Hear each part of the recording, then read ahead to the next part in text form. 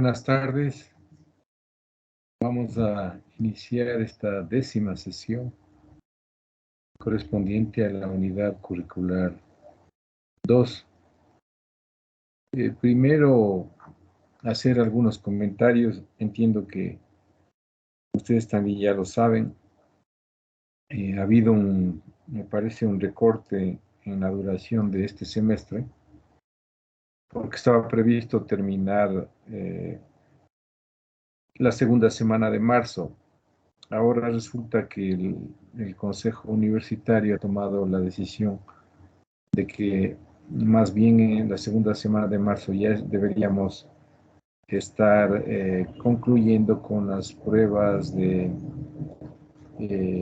los rezagados o de personas que se quedan para recuperar lo que no pudieron aprobar en la primera convocatoria, que va a ser la primera semana de marzo, las pruebas evaluativas del segundo semestre. Entonces, vamos a tener que apretar la marcha, vamos a tener que compendiar las exposiciones, esforzarnos un poco más en el tema del trabajo colaborativo.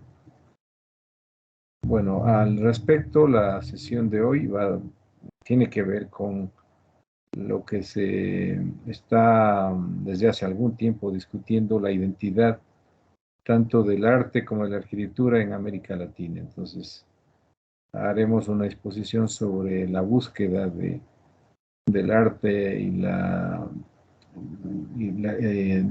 búsqueda de la identidad en el arte y la arquitectura de América Latina en general, y luego lo podemos contextualizar al caso de Ecuador. Para esto hemos elaborado una exposición y luego miraremos un vídeo y les daré algunas indicaciones para completar este tema y también algunos temas que están pendientes y que están en el sílabus del aula virtual y que debíamos haber visto a continuación. El segundo aviso es que el portafolio necesita completarse con trabajos grupales, y para eso en las prácticas de aplicación hemos activado el trabajo grupal número 3. El trabajo grupal número 3 consiste en la lectura de 6 textos para cada grupo. Cada grupo va a tener 6 textos de lectura que tendrán que repartirse entre los integrantes y luego contestar a la pregunta siguiente.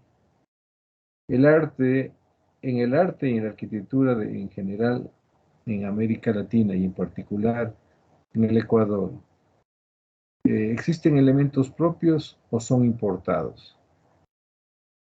¿Cuáles serían los elementos propios, si es que los hay? Repito, luego de leer los 6 textos que son de distintas temáticas que les van a aportar elementos de juicio para contestar la pregunta de el arte y la arquitectura en América Latina en general y el Ecuador en particular, ¿eso es propio o es importado? Si es propio, ¿cuáles serían los aportes que se pueden detectar? Entonces, este es el trabajo número 3 que debe ir en el portafolio. Como ya les dije, nos queda la otra semana, que es media semana porque es carnaval, y luego ya los pocos días de la siguiente, hemos previsto que ese trabajo lo presentarían el 23 el próximo jueves. Próximo jueves porque creo que es un tiempo prudencial. ¿Hasta ahí está todo claro? ¿Hay alguna pregunta?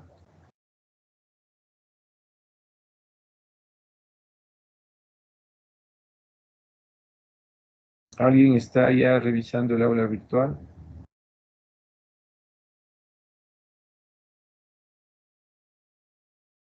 Maili, ¿estás revisando el aula virtual?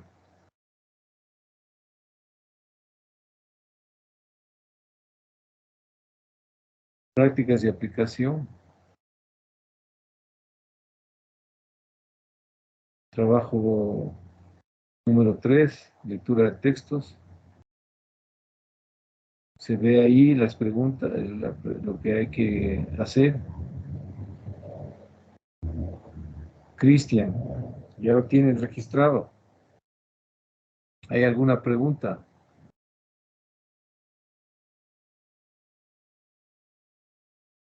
Aquí, o sea, dice que es para el jueves 23, Correcto. ¿cierto? Bueno, aquí me salen como 5 asignaciones, no sé cuál sea. 6 textos son. Cada grupo tiene que coger esos 6 textos, repartirse entre los integrantes y luego contestar a la pregunta. Todos son trabajos unidad curricular 2, tarea 3. Todos.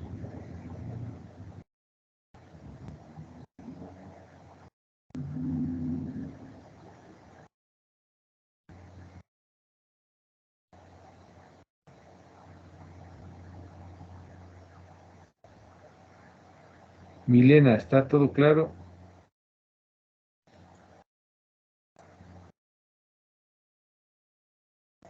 Sí, sí está todo claro. Bueno, gracias. Bueno, entonces, esta es la primera indicación. La segunda indicación. En el aula virtual, en la pestaña que dice trabajo autónomo, dice lectura de texto final. Al final de esta sesión, van a tener que decirme qué texto han elegido de ese, hay alrededor de 30 textos que están ahí y han elegido leer. ¿Por qué es esto? Pues porque el portafolio final se corresponde con la lectura de un texto de cada estudiante. Y la prueba final, el día que nos toque, no sé si es el propio, no sé si es 5 de marzo, haremos la prueba evaluativa, yo les llevaré, porque parece que es presencial, les llevaré el texto para que contesten, pero la exposición consistirá en una breve explicación del texto que han leído. 8 a 10 minutos cada uno, o dice, bueno, yo elegí eh, El secreto de la flor de oro. Muy bien, El secreto de la flor de oro me parece que es un libro interesante porque aporta en la visión personal de cada uno de nosotros y a mí especialmente me ha hecho entender tal cosa y yo recomiendo este libro para los compañeros porque me ha aportado, esto es, exposición de la lectura del texto, más la entrega virtual, digital, de la bitácora con todos los trabajos y el trabajo de la prueba final, terminamos todos contentos, tendrán su nota evaluativa y quienes se han esforzado, pues tendrán que seguir normalmente los cursos, quienes han faltado mucho y tienen vacíos, pues tendrán que, quién sabe, quedar para la siguiente semana y si no, pues esperar el otro curso.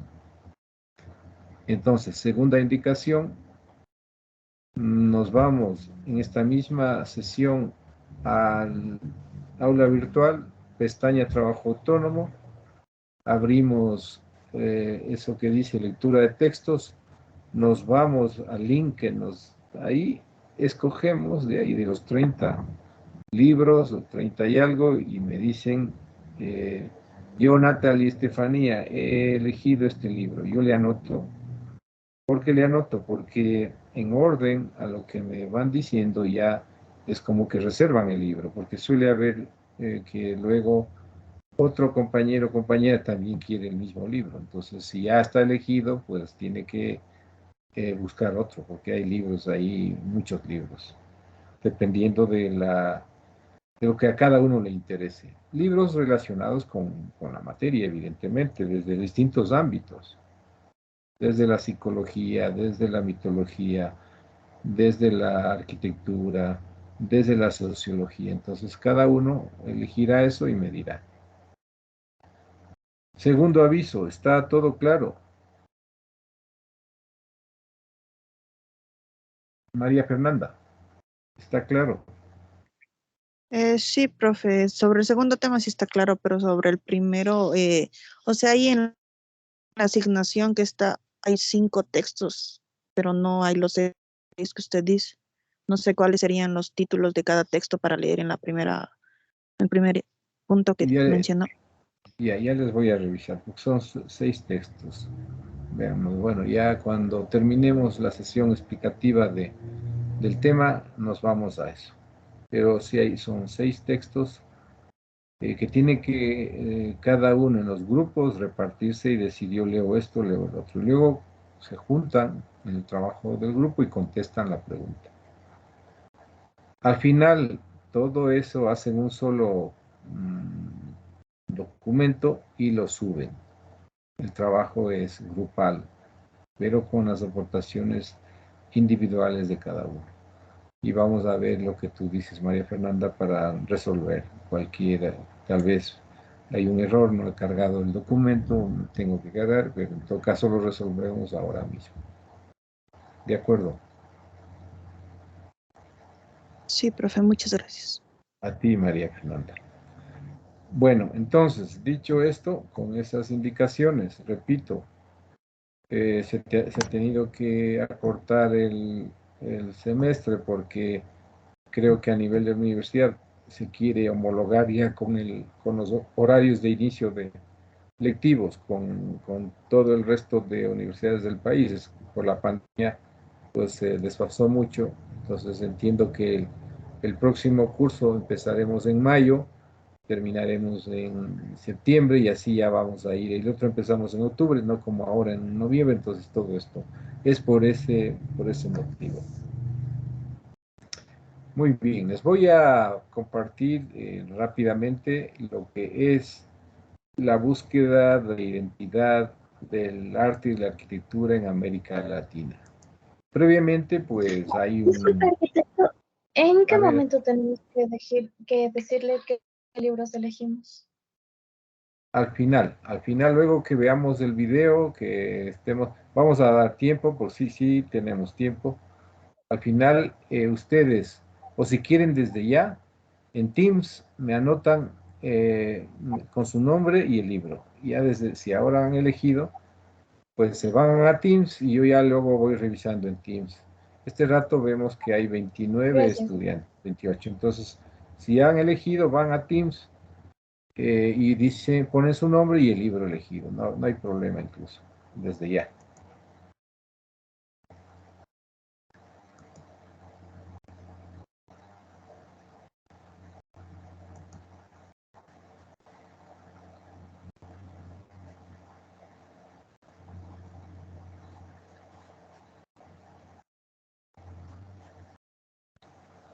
Se está viendo la diapositiva. Sí, profe. Ya, muy bien, gracias. Como les había dicho, el tema que sigue a este repaso que hemos hecho en términos de tiempo, secuencialmente, viniendo desde el siglo XV, XVI, XVII, XVIII, XIX, y ya estamos en el siglo XX. Habíamos dicho la vez pasada qué es lo que pasó en América Latina y sobre todo en el Ecuador, el arte y la arquitectura republicana, qué características tenía, cuáles fueron las primeras manifestaciones, a qué se debieron, arquitectos que vinieron desde Italia, Alemania, que fueron contratados por los gobiernos de turno, básicamente García Moreno, luego Eloy Alfaro, empezaron a aparecer los nuevos estilos neoclásicos, a sustituirse las tipologías edificatorias, a cambiar el rostro de las edificaciones coloniales, etcétera, etcétera. Todo un proceso que nos ayuda a entender por qué las ciudades lucen como están ahora y por qué empezaron a aparecer estos estilos. Y cuando ya viene también el movimiento moderno, la arquitectura moderna, que como habíamos visto en el video, la arquitectura moderna es, eh, responde a la lógica y a la razón. Esa es una de las características básicas de la arquitectura moderna. Por eso se habla de arquitectura racionalista, arquitectura funcionalista, que desemboca en el estilo internacional, que hay los grandes maestros que aparecen desde las primeras décadas del siglo XX con la Bauhaus, con Gropius, luego Le Corbusier, que es un gran exponente de esta arquitectura, los otros alemanes, Mies van der Rohe, Hans Meyer, los americanos, Louis Sullivan, Frank Lloyd Wright. Esto lo verán con mayor profundidad, entiendo, en historia, o ya lo están viendo. Me parece que de aquí pasan a historia 1, historia 2, ahí lo profundizarán, pero aquí estamos dando ya los elementos básicos para que sepan, sobre todo los conceptos, de dónde se originan, cómo aparecen estos estilos. La arquitectura moderna está de alguna manera fortalecida por el invento de los materiales industrializados, el hierro, el acero, el vidrio, luego el hormigón armado, el cemento. Esto es lo que, si no, yo me aventuro a decir que si no, habría esos elementos industrializados, esos materiales, primero que elevarse los rascacielos 40, 80, 100 pisos hubiera sido muy complicado. Entonces eso también aportó mucho a la difusión a nivel planetario de la arquitectura moderna, que luego fue fuertemente cuestionada por haber eclipsado todo lo que eran las manifestaciones de las arquitecturas regionales, locales. El estilo internacional se adoptó como lo único en arquitectura y eso se impuso en las ciudades y todo. Bueno, para contextualizar también esto de la búsqueda de la identidad del arte y la arquitectura en América Latina, que son palabras mayores, o sea, no es algo así nomás. O sea, ¿qué es la identidad? Ya habíamos visto al inicio, la identidad como es algo fundamental en los pueblos, en los individuos, y cómo también se manifiesta a través de las creaciones culturales, del lenguaje, de los mitos, de los ritos, de la ciencia, del arte. O sea, no es una cuestión banal decir identidad, busquemos la identidad, o hay algunos que incluso en esta época creen que la búsqueda de identidad no tiene mayor sentido. Uno de esos es Vargas Llosa, que niega un poco esto de la identidad de los pueblos, porque claro, a él como le nombraron marqués y ya está en el mundo desarrollado como una gran figura mundial, pues eh, todo lo que opina es tomado como la última palabra y para decir esto hay que hacer. Pero se ha presentado acá en el Perú para elecciones de presidente y nunca ha ganado, o sea que también veamos eso, ¿no? La imposición de eso entre paréntesis, una cuña comercial. Imposición del arte colonial, ya hemos visto cuando vimos el arte y la arquitectura colonial que fundamentalmente en la época colonial, como que los 10 siglos, 12 siglos que en Europa el cristianismo utilizó para difundirse a través de los estilos románico y gótico, aquí como que se reforzó porque como perdía influencia con el Renacimiento en el siglo XV, XVI y el XVI justo, eh, es el descubrimiento, la conquista, la invasión de América, pues la iglesia viene acá a, a recuperar esa influencia en la sociedad. Y vemos que todo el arte y la arquitectura colonial básicamente con motivos religiosos y sobre todo del credo judeo-cristiano, del cristianismo, de la Iglesia católica, apostólica y romana. Luego ya el arte republicano, que habíamos dicho, las ciudades quieren cambiar de fisonomía, trayendo nuevos estilos. Sobre todo se pasa a la influencia de la cultura francesa que se puso de moda en la ilustración y ya finalmente la búsqueda de identidad del arte latinoamericano, sobre todo qué influencia tuvieron las vanguardias y aquí ¿hubo vanguardias o no hubo vanguardias? Esta sería un poco la pregunta.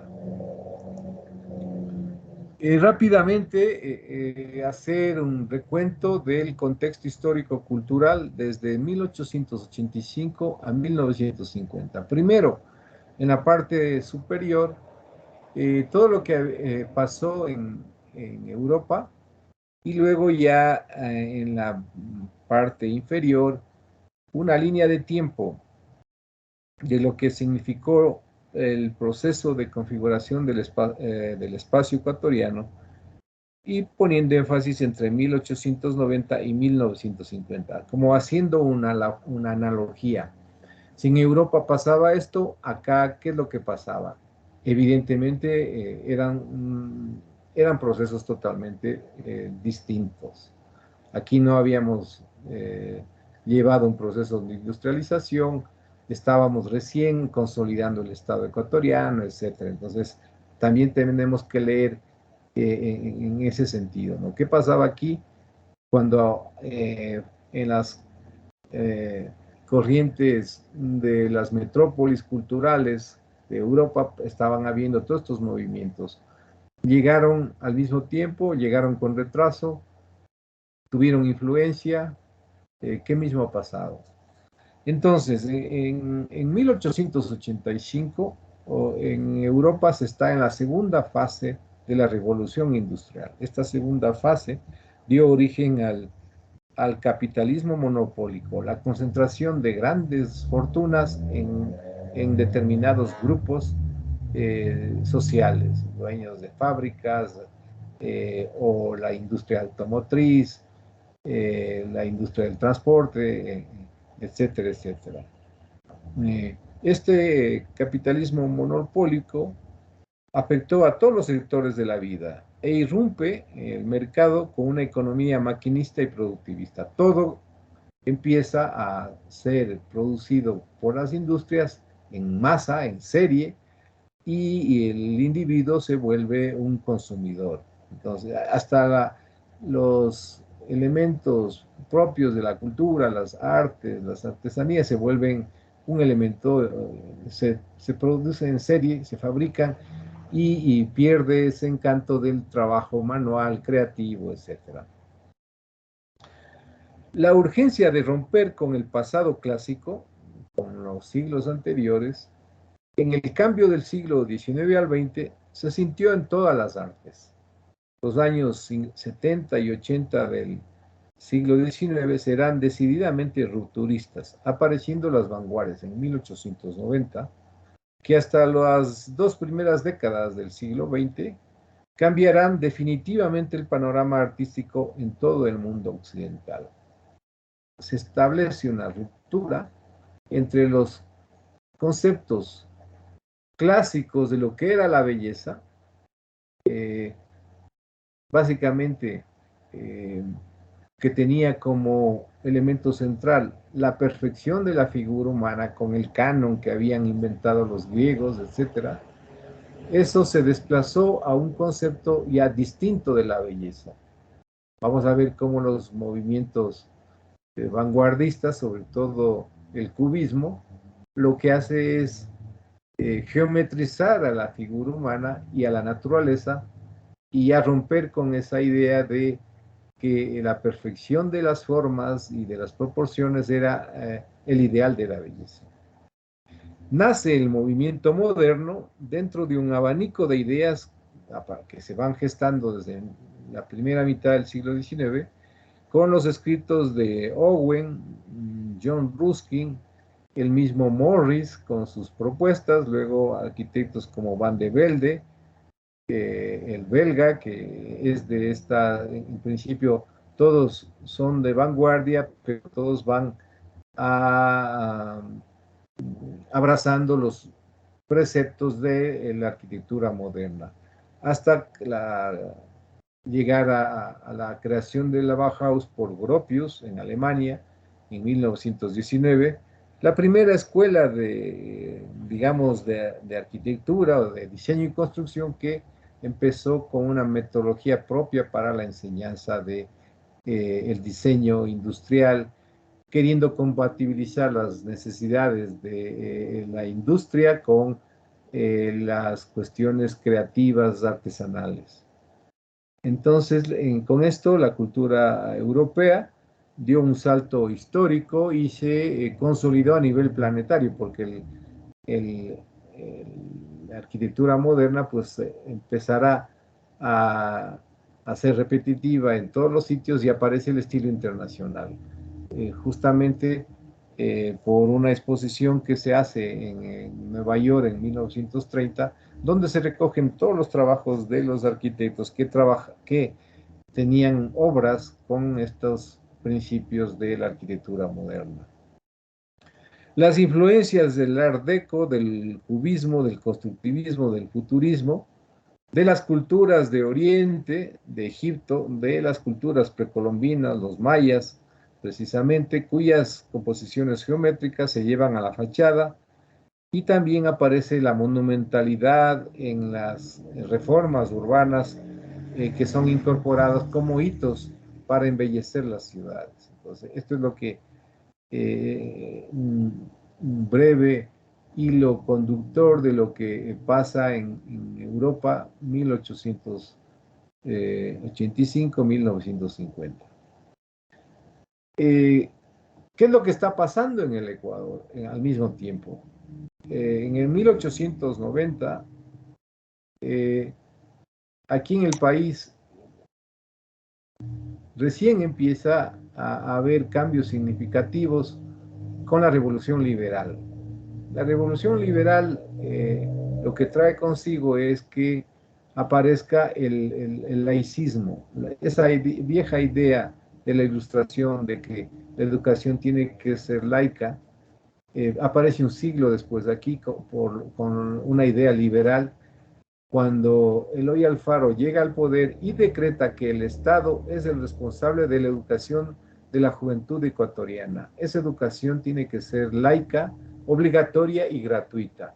Al decir laica, lo que estaba es separando a la iglesia del Estado y diciéndole a la iglesia que se dediquen a su misión, que es salvar las almas, que no necesitan estar preocupados de educar según sus preceptos a la juventud, y también que como habían acumulado grandes propiedades de extensiones de tierra, latifundios, pues le dicen, eso va a ser del Estado porque ustedes no necesitan tierra, porque han pregonado la pobreza, etcétera, etcétera. Entonces, en 1895 aquí recién se declara esta educación laica, universal y gratuita, con la aparición de la Revolución Liberal, básicamente la separación del Estado y la Iglesia.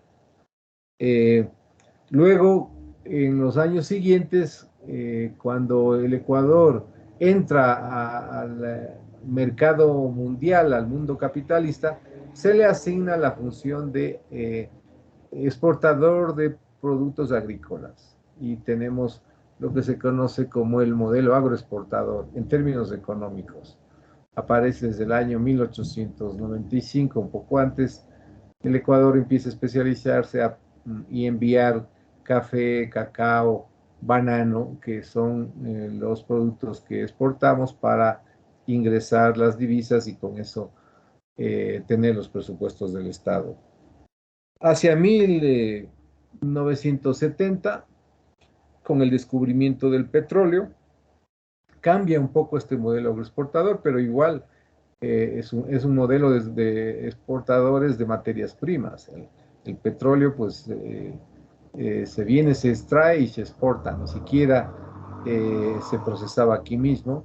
Hasta ahora si bien hay unas procesadoras, pero no. La gasolina, por ejemplo, hay que comprar ciertos aditivos para poder producir, etc. Entonces ahí, en la parte económica, el Ecuador, la República del Ecuador, siempre ha estado sujeta a lo que el mercado internacional le asigna dentro de ese modelo liberal de la iniciativa de la oferta y la demanda, y que el mercado va a regular todo esto. Y hacia los años también 40, 50 y luego posteriormente aparecen ya los primeros estudios sobre los planes urbanos de las ciudades, 1946 en Quito, 1950 en Cuenca, 1955 en Guayaquil, y estos planes urbanos empiezan ya a planificar la ciudad, los nuevos barrios, las nuevas residencias, donde se va sectorizando los sitios para las personas con recursos económicos, los que son menos favorecidos en otros lugares. Se empieza a generar zonas exclusivas dentro de la ciudad. Y también, por supuesto, la arquitectura, que empieza a ser un elemento distintivo de estos nuevos procesos. Entonces, en breves rasgos, eh, si comparamos lo que pasó en Europa, estaba pasando, y lo que pasó aquí, como que estamos en dos mundos distintos, pero luego vamos a ver que se introducen ideas cuando vienen gente de fuera y trae esos estilos que aquí aparecen como algo novedoso, moderno, y este es la dependencia, si se quiere, cultural que se tiene con los países europeos. Bueno, para poner algunos elementos de discusión y de reflexión sobre esto de la búsqueda de, de la identidad en el arte, en la arquitectura, primero recordar que aquí las culturas originarias de todo el continente tenían sus propias expresiones artísticas en distintos formatos, en la cerámica, en la metalurgia, en la lítica, en la madera, en la arquitectura, etc.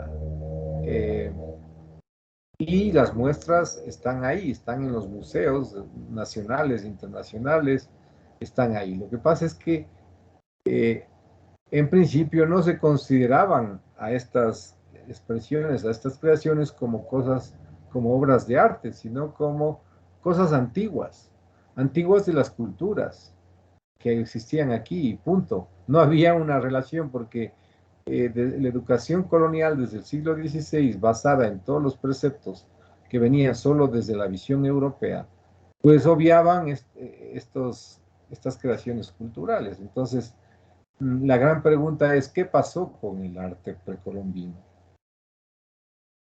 Si ustedes ven en la parte superior a las Venus de Valdivia, y si recordamos que Picasso y Braque, los padres del cubismo, en una exposición que se hace en Francia sobre el arte africano, donde se muestran una serie de figurillas de mujeres en madera, pequeñas, Picasso exclama, son bellas, y con eso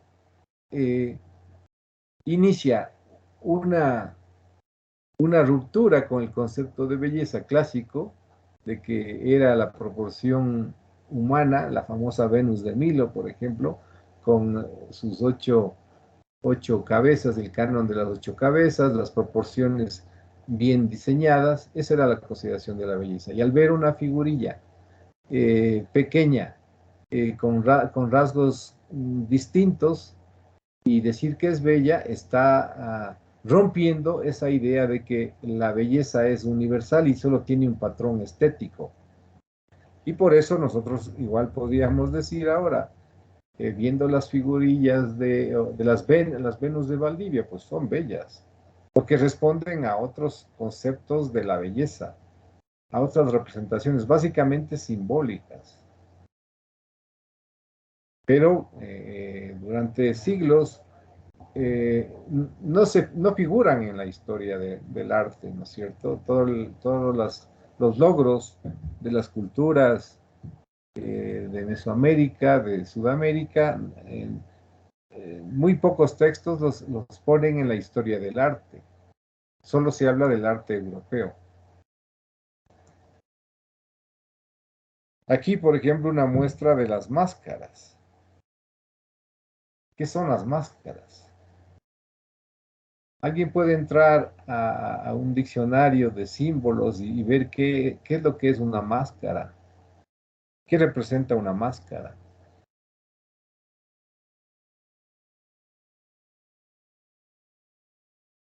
Juan Esteban, ¿estás por ahí? Puedes ver, consultar.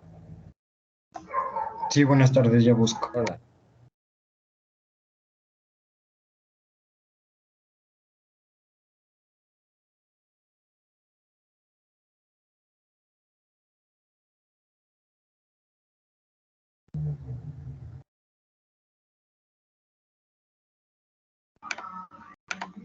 Dice, la primera definición de máscara en el diccionario de la Real Academia es figura que representa un rostro humano, de animal o puramente imaginario, con la que la persona puede cubrirse la cara para no ser reconocida. Esa es una visión materialista, ¿no es cierto? Ahora, desde la parte simbólica, bueno, hay un texto que lo pueden elegir en los libros que es Símbolos de Titus Burckhardt. Él tiene un desarrollo de lo que significa la máscara y que cuando tú te pones una máscara, ¿qué es lo que estás adoptando? Es una divinidad la que está representada y el personaje que lo adopta como que se cubre de esa o se protege con ese rostro. Y bueno, hay unas connotaciones desde el mundo simbólico eh, muy interesantes, que si lo vemos nosotros solo desde la parte material, de que bueno, están ahí, son rostros, eh, tal vez su significado se queda un poco corto, pero habíamos dicho que el arte precolombino en esencia es simbólico y lo simbólico es polisémico, tiene muchos significados. Entonces, ¿por qué esa preocupación por hacer las máscaras? ¿Qué representaban? ¿Qué significaban? Cada una de esas, los, eh, los tatuajes que tenían, las figuras de animales que representaban, etcétera, ¿no es cierto? O la orfebrería, el arte en oro, en plata, con todas esas figuras geometrizadas. Eso es solamente por un gusto o por vanidad del artista o respondía a unos conceptos propios que tenía la sociedad. Evidentemente es este segundo caso, ¿no? El arte en la antigüedad siempre representaba lo que la sociedad conocía en esa época, en la geometría, en la matemática, en la astronomía, en la mitología, en los rituales y todo esto. O lo de la propia arquitectura. La arquitectura, en este caso de Mesoamérica, en las pirámides de Teotihuacán, esas fabulosas esculturas con representaciones de felino, o los propios dibujos que están adentro en algunos